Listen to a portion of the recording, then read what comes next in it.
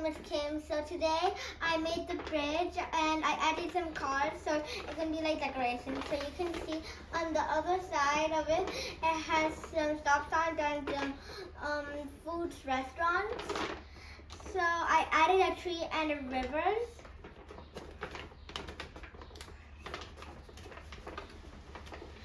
And I used a mirror glue to stick the popsicle sticks together. That's how I made this bridge.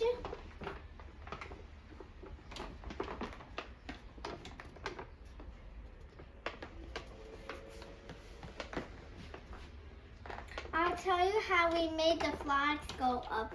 How made the signs go up. We put glasses with rice, and then we put inside the rice, and that's how we put up the flags.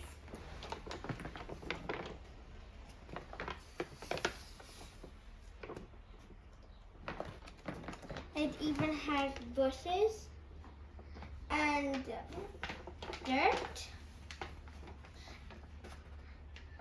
As you see, the bridge is standing up. Thank you for watching.